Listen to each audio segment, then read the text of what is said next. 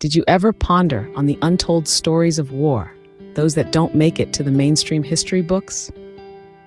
As we dive into the annals of history, we find ourselves in the thick of D-Day landings, a pivotal moment in World War II.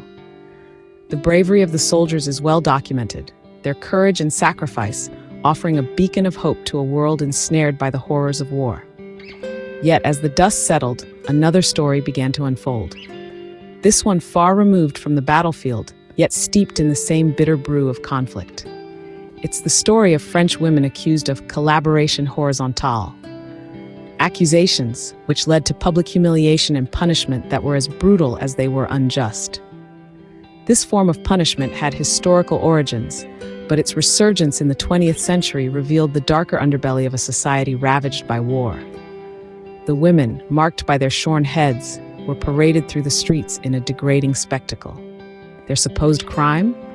Forming relationships with German soldiers, often under duress and out of sheer necessity.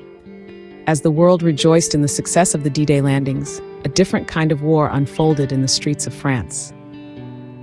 The liberation of France was not a moment of joy for everyone.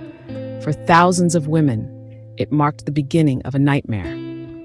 This nightmare took the form of a brutal tradition, head shaving. This practice, with its roots deep in history, became alarmingly prevalent after D-Day. Women of all ages and professions, from innocent teenagers to respected school teachers, found themselves at the mercy of this act.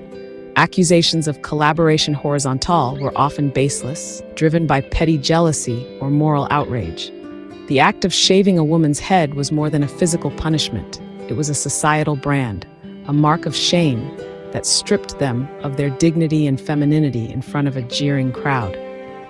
The emotional implications were profound, as these women were forced into a role of public humiliation. Every lock of hair that fell was a piece of their identity, a part of their self-worth, stripped away in front of an unsympathetic audience. The streets of France were turned into an ugly carnival, where women were shamed, humiliated, and paraded. The brutality of war does not end with the ceasefire. It lingers on, often in the most unexpected ways.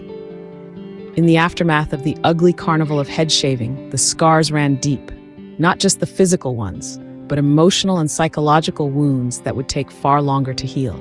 The number of women who suffered this indignity is estimated to be at least 20,000, but some suggest the actual figures could be significantly higher. Efforts to halt this practice were made by resistance leaders in Paris. Yet, the momentum of societal judgment was difficult to curb, and the cycle of humiliation continued in various parts of France. This act of public shaming, driven by jealousy and moral outrage, cast a long and dark shadow over the liberation celebrations. The treatment of these women revealed deep-seated prejudices and misunderstandings. It wasn't about justice, it was about retribution.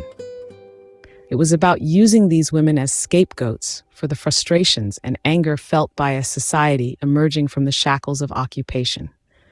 The hair-pulling war of 1944 stands as a stark reminder of the oft-forgotten victims of war and the enduring power of societal norms.